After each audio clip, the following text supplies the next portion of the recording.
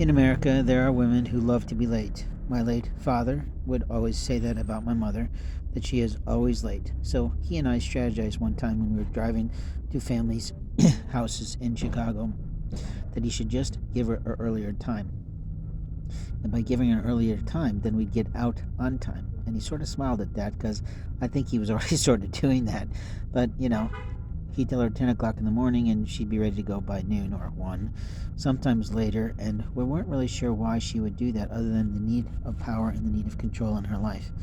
And that's the way Mom was. But there are some women who like to enter a room late because they want to make an entrance.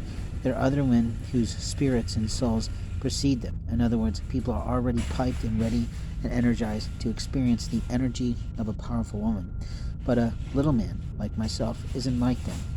He doesn't enter the room thinking he's the coolest in the room, but he might know he's the smartest, just because he's met these people before, but also because they don't explore themselves in a way that's different. They don't have the same love of God, they don't have the same praise for the worship of the Lord, and they openly want to piss all over him for the fact that he loves God.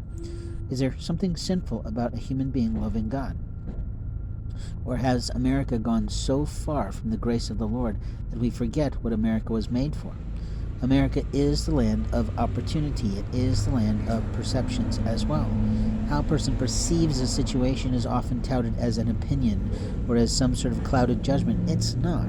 How a person experiences other people is absolutely going to put them together for them the experience of that language, of that culture, of that type of individual. And if it's a consistent experience, in other words, if every time you meet a Muslim, they fuck you over, lie on records, and do all sorts of shit that's illegal and immoral to people, I don't think that's a good precursor for a good relationship. Do you? You see, in life, we have the right to experience what we experience because America is no longer that melting pot that it could be, should be, or would be today. It's more of a smorgasbord, a buffet where we pick and choose what we're interested in doing, but we also are led by the Spirit of the Lord. You see, our past lives, if you believe in karmic sort of education, as is discussed at some places in the Bible that actually happen, and definitely in probably places like the Quran and other types of works all over the land that speak about God. The truth is that people don't want to get what tardiness means. Tardiness means either I'm superior to you, or my life is in so much chaos I can't get my time management down in order to be honoring to you. But at the same time, the tardiness of one just might be the right timing of the Lord.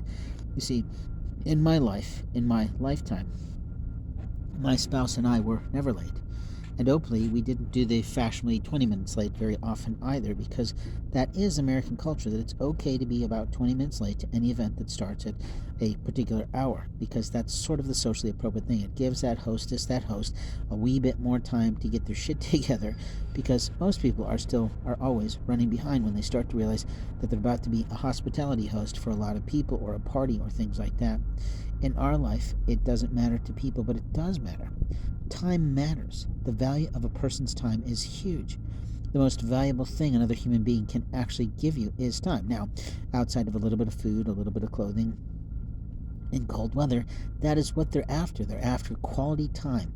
Quality time is something that's usually spent one-on-one, in intimate conversations, in casual conversations, in socially appropriate conversations. But if it can go faster than that, sometimes people just click. And in my life, that's happened only a few times in my life. And in each situation, there's been a love liaisonship, or what we might call a love liaison. Now, a love liaison doesn't always mean there's a sexual relationship. It sometimes can happen, but other times it may not, but there's still love in the line. You see, soul keeping is what our job is. Soul keeping is restoring the human soul. Now, people's souls can be restored by music. It can be improved by dance, but at the same time, it can be definitely handled through some intimate, quiet, and passionate and patient romance. The difficulties that most women have who are big and powerful in the world is knowing who they can trust, what they can say, what they can't say, and if they can just drop their guard in some way. A truly anchored woman knows her soul is kept by the Lord.